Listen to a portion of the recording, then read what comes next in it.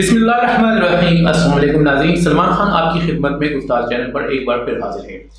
ناظرین، پچھلے پروگرام میں ہم نے ذکر کیا تھا اجوج ماجوج کا، اور یہ اجوج ماجوج کا ذکر جیسے کہ میں نے پہلے بتایا کہ سورہ کاف میں ہے، جہاں پہ ذوالقرنین کا واقعہ ہے۔ ذوالقرنین کے واقعے کے ساتھ ہی یہ پیوست ہے۔ سورہ کاف میں اصحاب کاف کے ساتھ ساتھ حضرت موسیٰ علیہ السلام اور خضر علیہ السلام کا وہ واقعہ بھی بیان ہوا ہے، اور اس میں ذوالقرنین کے اس واقعے میں اور اجوج ماجوج کا بھی ذکر ہے۔ ناظرین، جیسے کہ ہم نے آپ کو بتایا کہ اجوج ماجوج جب اس دیوار کے پیچھے سے نکلیں گے تو وہ بلندیوں سے زمین کی طرف آئیں گے اور زمین پر موجودہ ہر چیز کو اپنی غذا بنا کر کھا جائیں گے، یہاں تک کہ وہ ایک چشمے یا ندی کے پاس سے گزریں گے، اور جب وہاں سے وہ پانی پئیں گے تو وہ سارا کا سارا پانی پی جائیں گے، یعنی زمین پر وہ کسی چیز کو چھوڑیں گے نہیں، اور وہ اتنے خونخوار اور اتنے ہیبت ناک ہوں گے کہ انسان اس سے پناہ مانگے گا، انسان کسی بھی طریقے سے اس کا مقابلہ نہیں کر سکیں گے۔ حضرت عیسیٰ علیہ السلام اپنے لشکر کو لے کر ایک طرف چلے جائیں گے ان سے، یہاں تک کہ حضرت عیسیٰ علیہ السلام بھی ان سے نبر آزماد نہیں ہوں گے۔ اس کے بعد عیسیٰ علیہ السلام ایک بلند مقام پر کھڑے ہو کر ان کے لیے بد دعا کریں گے کہ یا اللہ ہمیں اس فتن سے، اس فتنہ سے نجات فرما۔ حضرت عیسیٰ علیہ السلام کی اس دعا یا بد دعا کے بعد، ان کے حق میں بد دعا اور اپنے لیے دعا کے بعد، ان کی گردنوں میں ایک قسم کا کیڑا پیدا ہو جائے گا۔ وہ کیڑا وائرس بھی ہو سکتا ہے، وہ کوئی بیکٹیریا بھی ہو سکتا ہے، جس کی وجہ سے ان کی گردنیں جو ہیں وہ ٹوٹ جائے گی، اور وہ سارے کے سارے اجوج ماجوج کی جو قوم ہے وہ ایک ہی ساتھ یا کچھ ایک ہی دن میں یا کچھ آگے پیچھے کر کے مر جائیں گے۔ یوں انسانوں کو اجوج ماجوج سے نجات مل جائے گی۔ اس کے بعد حضرت عیسیٰ علیہ السلام کا دور یقیناً چلتا رہے گا، اور حضرت عیسیٰ علیہ السلام کے بارے میں ہمیں پتہ نہیں کہ حضرت عیسیٰ علیہ السلام اس دنیا سے کب واپس جائیں گے، لیکن حضرت عیسیٰ علیہ السلام کے بعد جب حضرت عیسیٰ علیہ السلام اپنی قوم کے ساتھ نہیں ہوں گے تو کس طرح کے حالات ہوں گے، اور اس وقت کے لوگ کیا کریں گے، اس کے بعد کے لوگ جو ہیں اس میں کتنا وقت گزرے گا اور کیا کچھ ہوگا، یہ ہمیں معلوم نہیں، نہ اس میں کے بارے میں کوئی حدیث ہیں اور نہ اس کے بارے میں کوئی روایات ہیں۔ ہاں، البتہ کچھ اس طرح کی روایات بہت ہیں اور اس طرح کی احادیث بھی ہیں کہ ایک زمین سے ایک جانور نکلے گا، اور وہ جانور جو ہے لوگوں سے ہم کلام ہوگا، اور اس جانور کی موجودگی میں ناظرین آسمان سے آگ بھی برسے گی۔ توریت اور انجیل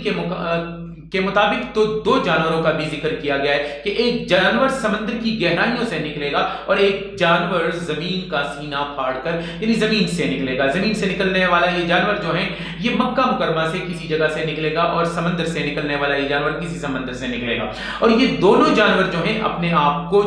یعنی کہ توریت اور انجیل میں ان دونوں جانوروں کو جھوٹے نبی بھی کہا گیا ہے، اور ایک جانور دوسرے جانور کی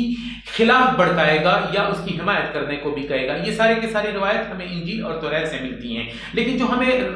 احادیث سے ملتا ہے تو اس میں سے ایک جانور کے بارے میں ہمیں ملتا ہے کہ وہ جانور نکلے گا، اور وہ جانور جو ہے لوگوں کو داغے گا، جانور جو جن لوگوں سے کلام کرے گا، اور جو لوگ اس جانور کی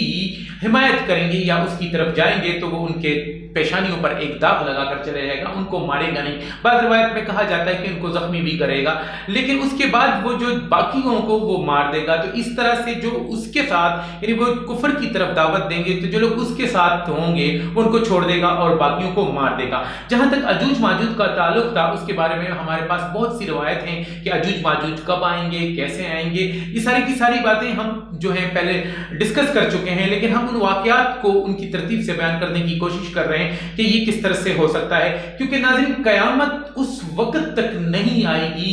جب تک زمین کے اوپر ایک بھی اللہ کا نام لینے والا ہوگا، یعنی قیامت اس وقت آئے گی جب اللہ کا نام لینے والا دنیا پہ کوئی نہیں ہوگا۔